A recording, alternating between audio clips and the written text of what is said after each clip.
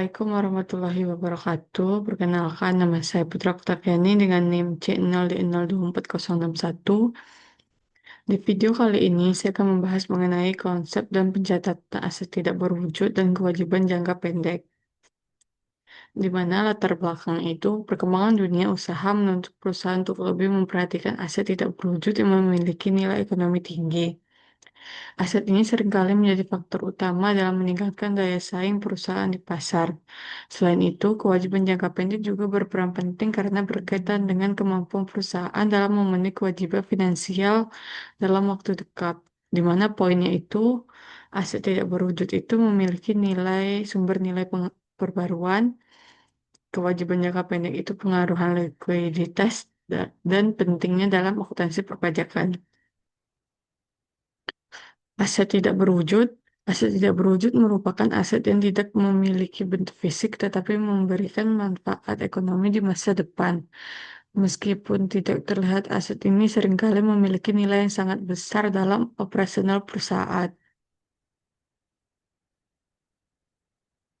Pengelolaan dan pencatatan yang tepat diperlukan agar nilai aset ini dapat tercermin secara akurat dalam laporan keuangan. Contohnya itu hak paten, merek, lisensi. Tidak memiliki bentuk fisik, tapi memberikan manfaat ekonomi. Yang pertama itu amortisasi. Amortisasi adalah proses pengalokasian biaya perolehan aset tidak berwujud selama masa manfaatnya. Proses ini penting agar beban yang diakui sesuai dengan periode manfaat aset tersebut. Dalam perpajakan, amortisasi juga berpengaruh terhadap perhitungan laba kena pajak perusahaan. Selain itu, amortisasi membantu perusahaan dalam mencerminkan nilai aset yang semakin berkurang secara sistematis di laporan keuangan. Dengan pencatatan yang tepat, perusahaan dapat menghindari kesalahan dalam laporan keuangan dan perpajakan. Ada dua metode, yaitu metode garis lurus. Metode garis lurus merupakan metode amortisasi yang paling sederhana karena membebankan nilai aset secara merata setiap periode. Metode ini banyak digunakan karena mudah dipahami dan diterapkan. Metode ini cocok digunakan untuk manfaat aset yang memiliki manfaat yang relatif stabil sepanjang masa penggunaannya. Yang kedua itu metode dasar menurun, men- metode saldo menurun. Metode saldo menurun Metode saldo menurun memberikan beban amortisasi yang lebih besar pada awal masa manfaat aset. Hal ini mencerminkan bahwa manfaat ekonomi aset lebih besar di awal penggunaannya. Metode ini biasanya digunakan untuk aset yang cepat mengalami penurunan nilai.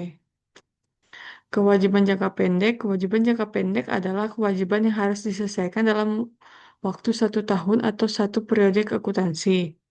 Kewajiban ini sangat penting karena menunjukkan kondisi likuiditas perusahaan. Jika tidak dikelola dengan baik, kewajiban ini dapat mengganggu stabilitas keuangan perusahaan, di mana jatuh temponya itu kurang dari 1 tahun, mempenga- dan ini mempengaruhi likuiditas dan harus dikelola dengan baik. Utang usaha dan utang pajak. Utang usaha timbul dari transaksi pembelian barang atau jasa secara kredit dalam kegiatan operasional perusahaan. Sementara itu, utang pajak merupakan kewajiban perusahaan kepada negara akibat aktivitas yang dikenakan pajak. Kedua jenis kewajiban ini harus dicatat dengan benar agar tidak menimbulkan kesalahan laporan keuangan. Di mana poin utamanya itu utang usaha itu transaksi operasional, sedangkan utang pajak itu kewajiban ke negara yang keduanya harus dibayar tepat waktu. Yang selanjutnya, beban akrural. Beban akrural adalah beban yang sudah terjadi tetapi belum dibayar sehingga akhir periode akuntansi. Pengakuan beban ini mengikuti prinsip akrural yaitu diakui saat terjadi. Hal ini penting agar laporan keuangan mencerminkan kondisi yang sebenarnya. Contohnya itu gaji, listrik diakui sebelum dibayar sesuai prinsip akrural. Pendapatan diterima di muka merupakan pembayaran yang telah diterima perusahaan sebelum barang atau jasa diberikan kepada pelanggan. Dalam akuntansi, pendapatan ini belum dapat diakui sebagai pendapatan karena kewajiban perusahaan belum terpenuhi, sehingga dicatat sebagai kewajiban.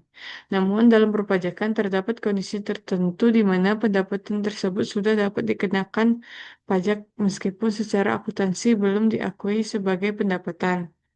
Hal ini dapat menimbulkan perbedaan perlakuan antara akuntansi komersial dan fiskal yang diperlukan perhatian oleh perusahaan. Selanjutnya, bagian lancar utang dan lainnya. Bagian lancar utang jangka panjang adalah bagian dari utang yang harus dibayarkan dalam waktu 1 tahun. Selain itu, terdapat juga kewajiban lain seperti utang dividen dan utang kepada karyawan. Klasifikasi ini penting agar perusahaan mengetahui kewajiban yang harus segera dilunasi, di mana cicilan utang jangka panjang, utang dividen, dan utang lainnya. Selanjutnya, pencatatan pajak atau PPh. Pajak penghasilan dicatat pada saat terutangnya pajak, bukan saat pembayaran dilakukan. Hal ini sesuai dengan prinsip akrual dengan akuntansi perpajakan. Perusahaan harus memastikan pencatatan ini dilakukan dengan benar untuk menghindari saksi pajak. Selanjutnya, pencatatan pajak PPN dan perbedaannya. PPN muncul dari transaksi penjualan barang atau jasa kena pajak. Dalam pencatatannya, PPN keluaran menjadi kewajiban yang harus disetorkan kepada negara. Selain itu, terdapat perbedaan antara akuntansi komersial dan fiskal yang menimbulkan koreksi pajak.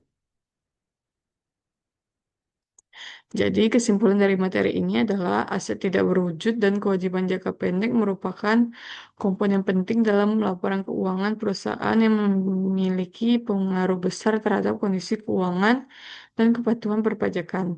Aset tidak berwujud perlu diamortisasi sesuai dengan ketentuan yang berlaku agar nilai aset dan beban yang diakui dapat mencerminkan kondisi yang sebenarnya. Di sisi lain, kewajiban jangka pendek harus dikelola dan dicatat dengan baik karena berkaitan dengan likuiditas perusahaan. Pencatatan pajak atas kewajiban tersebut dilakukan berdasarkan prinsip akrual, sehingga perusahaan perlu memahami perbedaan antara akuntansi komersial dan fiskal agar tidak terjadi kesalahan dalam proses pelaporan pajak. Baiklah, sekian video presentasi saya. Mohon maaf apabila